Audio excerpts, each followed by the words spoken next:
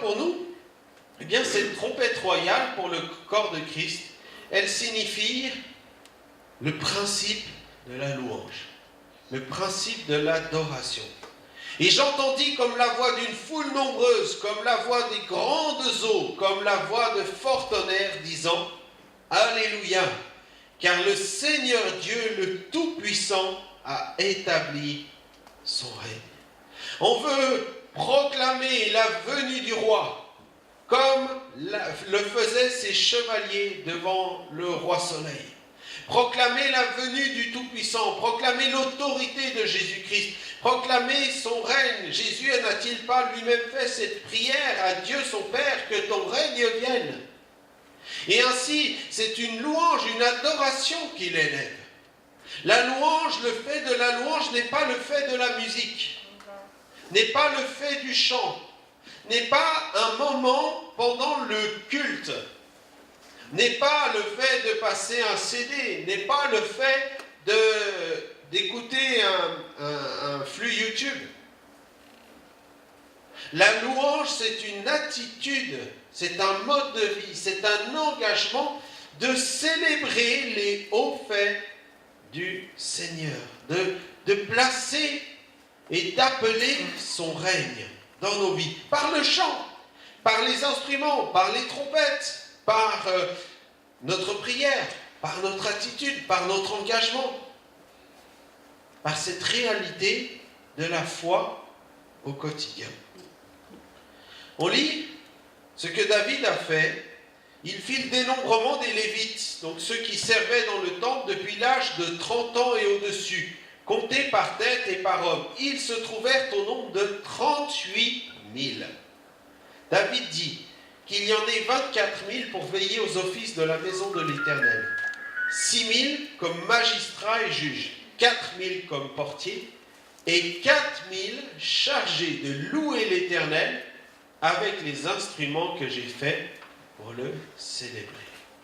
Leur seul rôle à ces hommes, c'était de louer l'Éternel, d'élever l'autorité du nom de l'Éternel pour Israël, de rappeler à tout ce peuple qu'il marchait derrière l'Éternel, de rappeler à tout ce peuple que le temple qui avait été placé, qui allait être placé, qui allait être bâti, eh bien, était en souvenir pour signifier la grandeur de l'Éternel. Et ces trompettes, eh bien, elles sont pour nous aussi un principe de louange qui peut se décliner en différents aspects. Une gratitude pour tout ce que Dieu fait et parce qu'il en est digne. Une gratitude, un remerciement. Lorsque tu remercies Dieu, ce qu'il a fait pour toi, tu es en train d'apporter ta louange. Que ce soit par la prière, que ce soit par un témoignage. Jeudi dernier, à la réunion de prière, on a eu plusieurs témoignages. Et c'est réjouissant de cela. Et on est encouragé par ce que Dieu fait d'une manière concrète et de quelle manière il répond aux prières qui montent vers lui, semaine après semaine. Une gratitude pour tout ce que Dieu fait. Et aussi, tout simplement parce qu'il en est digne. À lui, la louange. S'il y a quelqu'un qui mérite la reconnaissance de notre cœur, c'est Dieu pour sa main toute puissante.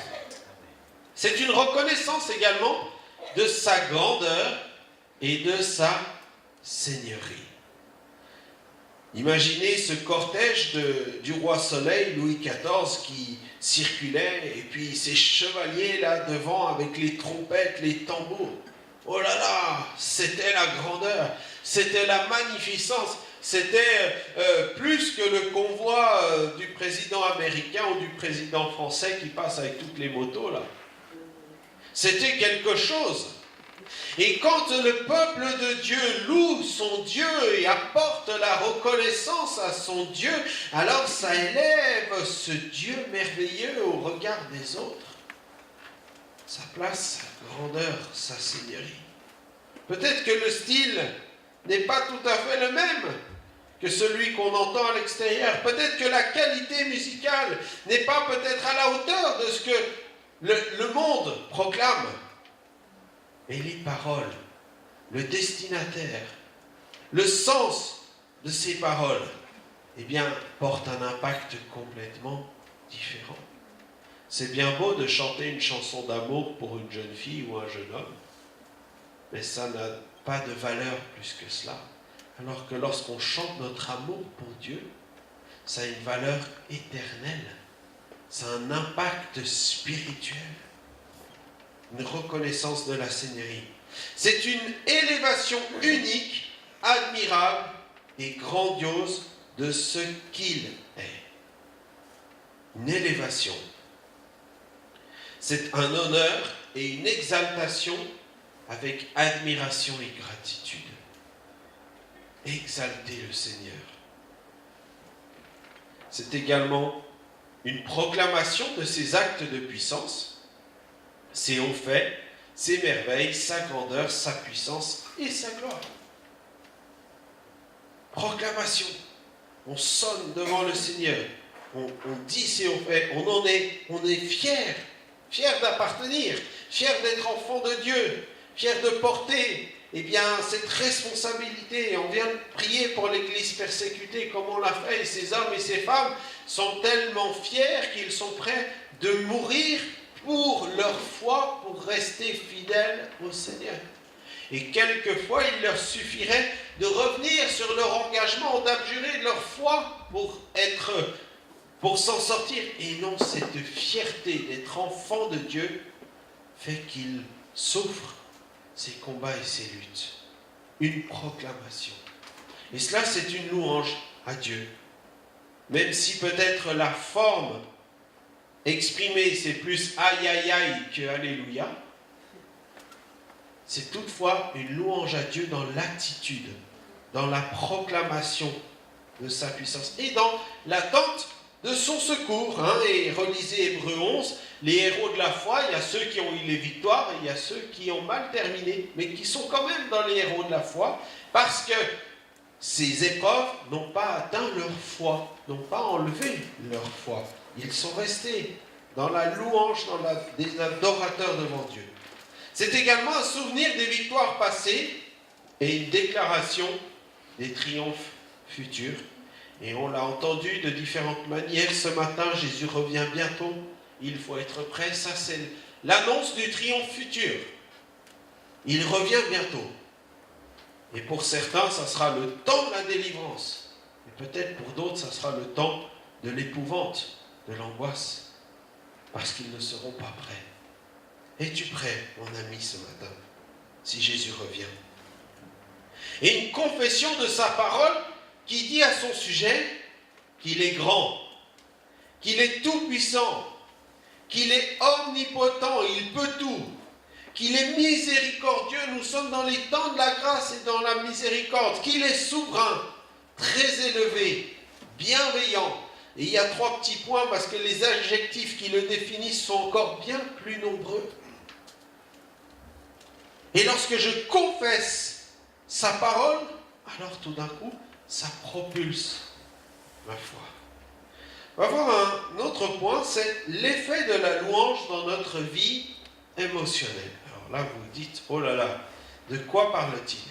Eh bien, il y a une échelle mondiale qui existe, c'est l'échelle de guidance émotionnelle, et qui explique de quelle manière il y a une progression dans les émotions chez l'être humain qui vont le conduire soit dans une spirale, je dirais, positive, soit dans une spirale négative. Alors on va passer assez rapidement dessus, mais pour voir que la louange peut complètement inverser les choses. Première là, c'est la spirale positive, donc on part avec le contentement. Et puis après, ce contentement, lorsqu'on en jouit, nous conduit dans l'espoir. L'espoir dans l'optimisme. Je parle ici de sentiments, d'émotions humaines. Vous déconnectez ça de la foi, parce que la foi donne d'autres priorités. Mais naturellement, de l'optimisme. Une attente positive et confiante pour l'avenir. Ah, ça y est, on est optimiste dans le présent, mais on a une projection pour l'avenir. Un enthousiasme, un empressement du bonheur. Ça, c'est déjà très positif. Une passion. une passion, un engagement qui est passionné, qui est entier, qui est complet. Et pour finir, une joie, savoir, maîtrise personnelle, liberté, amour, appréciation. Alors là, tout va bien. Tout va bien. Il y a la même échelle, mais dans l'aspect négatif, il y a tout d'abord de l'ennui. Cet ennui va conduire au pessimisme. Oh, ça va pas. Les choses vont pas autour de moi. Ça va pas comme je veux. Des frustrations, des irritations, de l'impatience. Ça va pas assez vite. Ça va pas, voilà, comme je voudrais. Et puis c'est la faute de l'autre et ainsi de suite. Frustration, irritation, accablement. J'en peux plus. Mais partant, vous savez, par des crises comme ça. Et puis, déception. Déception de soi, déception des autres, déception de la société, déception du contexte environnant, des doutes.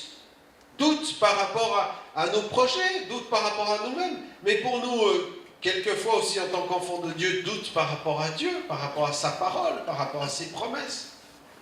Du souci. Jésus n'a-t-il pas dit de se décharger sur lui de tout souci? Le souci peut nous entraîner dans une spirale négative, du blâme.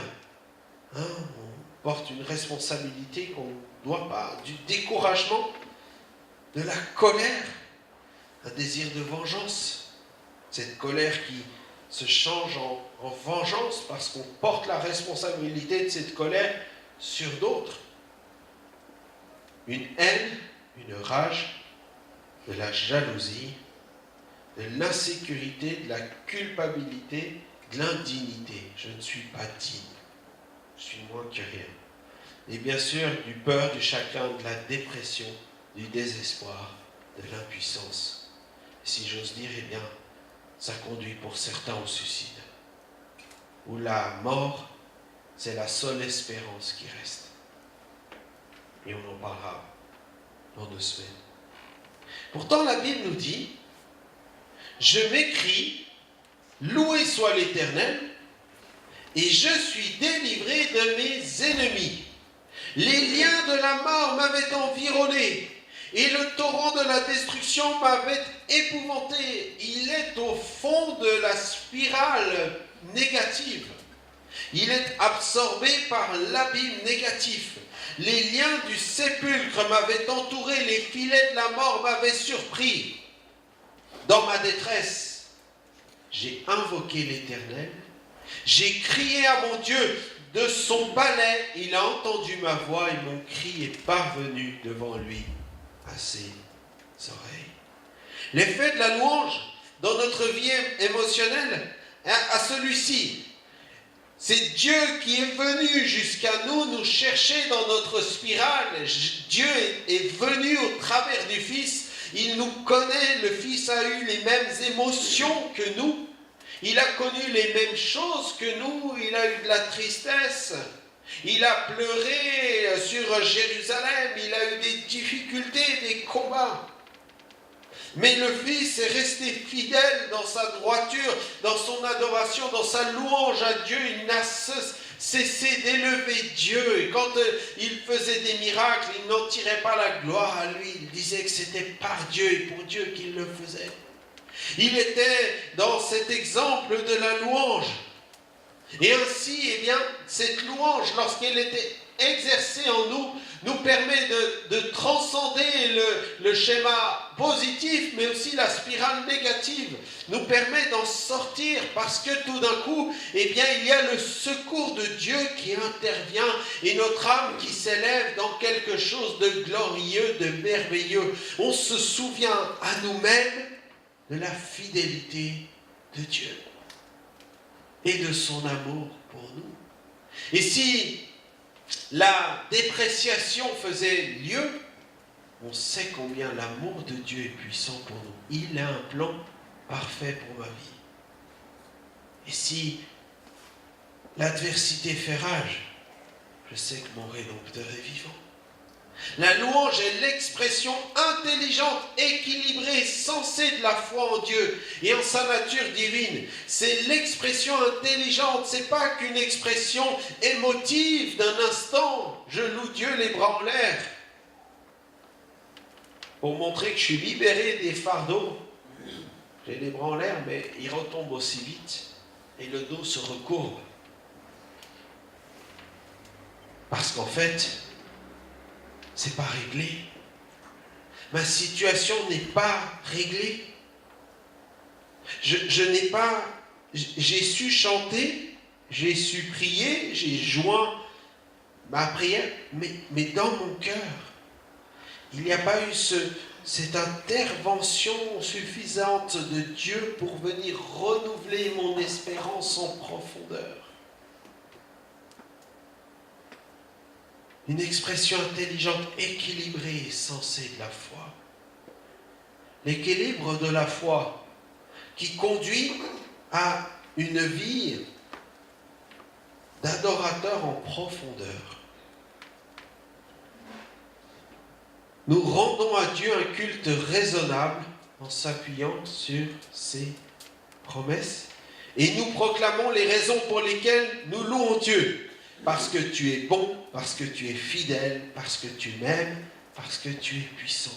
Et quand je suis capable de dire ces mots avec mon cœur au milieu même de l'adversité, ça ne veut pas dire que l'adversité disparaît, mais ça veut dire que mon espérance est renouvelée.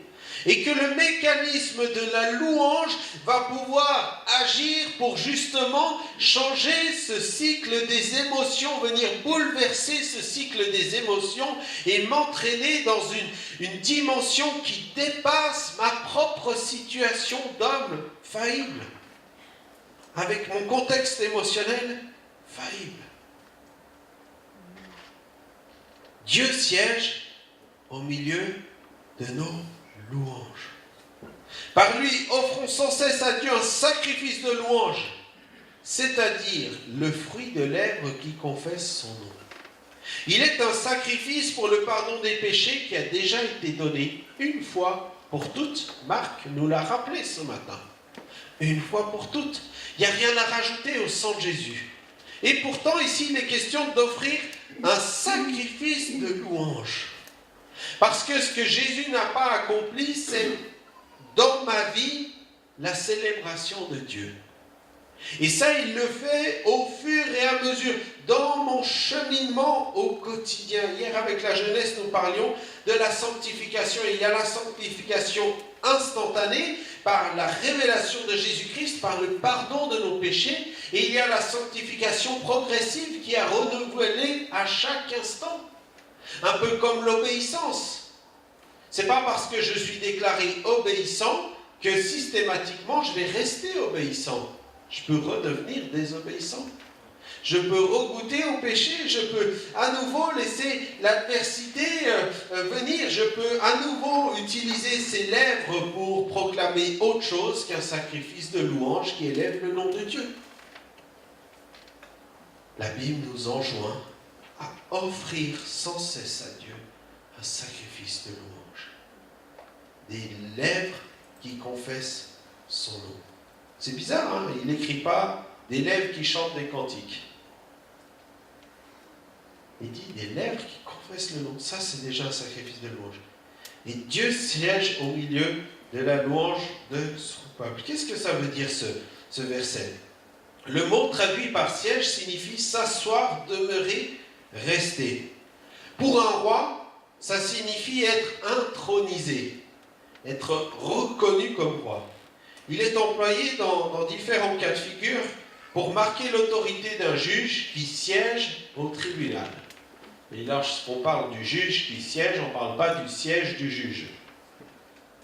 On parle du fait qu'il est là, qu'il est installé, que c'est son tribunal et que c'est lui qui a autorité dans ce tribunal et que son autorité va bien plus loin que sa simple présence dans le lieu. Il est marqué de cette autorité.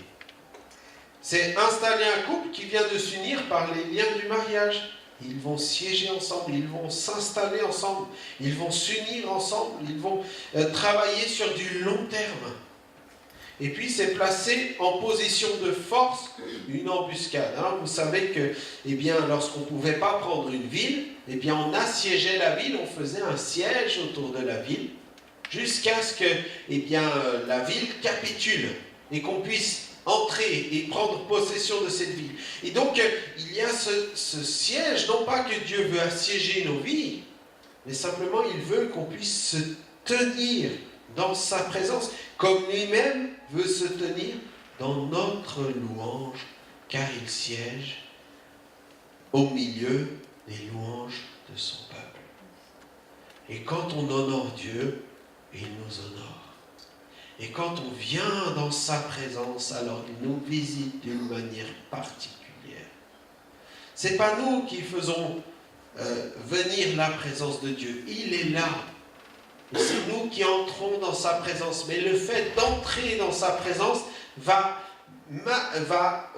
ouvrir le champ des possibles pour qu'il puisse agir avec une pleine autorité dans notre vie. Il y a différents exemples.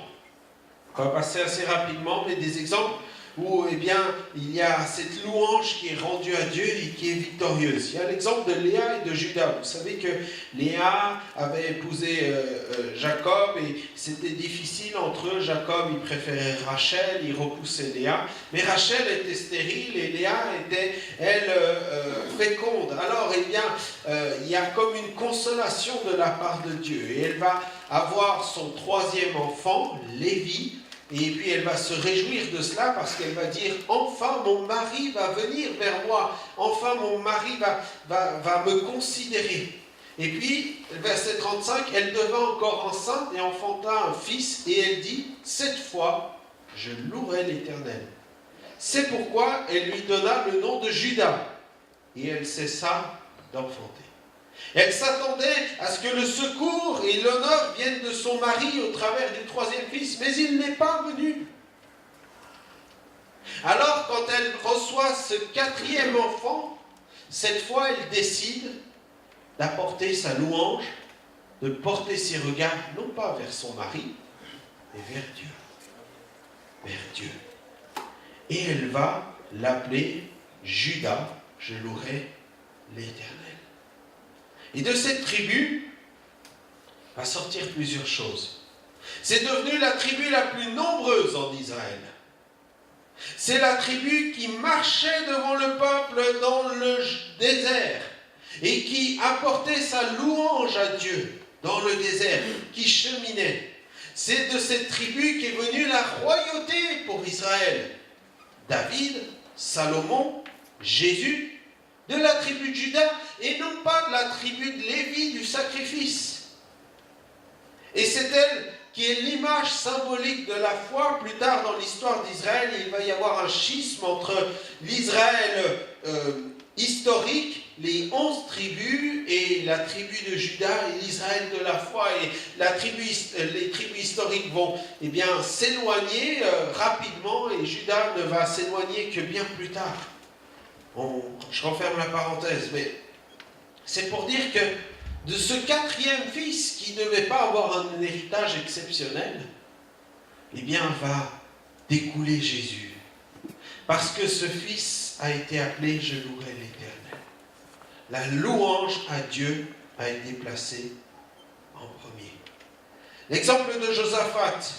Josaphat était entouré de l'armée, de plusieurs armées. Ils étaient totalement débordés dans les pouvoirs militaires.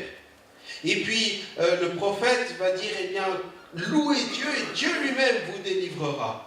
Et au moment où on commençait les chants et les louanges, l'Éternel plaça une embuscade contre les fils d'Ammon et de Moab et ceux de la montagne de Séir qui étaient venus contre Juda. Ils furent battus. Ils se sont entretués entre tribus qui s'étaient unies pour attaquer Israël. Entretués. Dieu a semé la confusion parmi eux. Et cela parce que le peuple, Josaphat et le peuple ont obéi. Ils se sont mis à louer, à célébrer Dieu. Ce que Dieu avait ordonné. Sans prendre les armes. Aucunement. Ils se sont préparés à la guerre, mais ils se sont préparés spirituellement, dans la louange, dans l'adoration. Et quand ils ont commencé, la confusion dans le peuple adverse, et ils vont, si vous lisez la suite du récit, vous allez voir qu'ils vont mettre 3 jours à piller les campements, tellement l'armée était nombreuse et tellement les campements des adversaires étaient prospères. Ils n'avaient aucune chance. Mais parce qu'ils sont rentrés dans le schéma qui dépasse ce que les émotions, ce que le contexte leur disait, dans une relation avec Dieu, alors Dieu a été leur secours. Bien sûr, il y a l'exemple de Gédéon qui divise ses 300 soldats contre la multitude des Madianites qui sont là. Et il leur mit à tous des trompettes, des cruches vides et des flambeaux dans les cruches. Et quand ils sonnent de la trompette, alors tous doivent sonner de la trompette pour l'Éternel et pour Gédéon. Et ces 300 hommes-là, avec leurs flambeaux dans les cruches et les trompettes, vont amener une telle confusion dans le camp des Madianites qu'ils vont s'entretuer eux aussi. Et ils n'ont même pas, plus tard ils vont devoir les pourchasser, mais sur l'instant, ils vont être spectateurs de l'œuvre de Dieu. Et là encore, l'image de la trompette, la louange, la reconnaissance. Bien sûr, on retrouve encore cette situation avec Josué autour de Jéricho, les murailles qui vont tomber parce qu'ils avaient placé les sacrificateurs avec les trompettes retentissantes. Et par les trompettes, et par la consécration, et par le cri du peuple, les murailles vont tomber. Fruit du miracle de Dieu. Vous avez les différentes références, je vous laisserai lire si vous voulez tous ces passages à la maison. Mais un dernier exemple, celui de Paul et Silas, on le retrouve dans la Nouvelle Alliance. Le geôlier, il a reçu un ordre de les enfermer dans le quartier haute sécurité de l'époque. La prison QHS, le quartier de très haute sécurité. Alors, on va les enfermer dans la prison intérieure, à l'intérieur de la prison. Et en plus, on va les attacher au mur. On va les verrouiller. On va leur laisser plus que les menottes, mais les chaînes aux pieds, les bracelets, ainsi de suite. Je ne sais pas exactement de quelle manière ils étaient emprisonnés, mais c'était particulièrement dur. Et on va placer des soldats pour les garder. Il était hors de question qu'ils s'en aillent. Et Paul et Silas, dans ce contexte-là, des plus défavorables, prient, vous le voyez au verset 25, prient et chantent les louanges de Dieu, et les prisonniers les entendaient. Dans un contexte des plus défavorables, ils n'avaient pas de CD avec eux.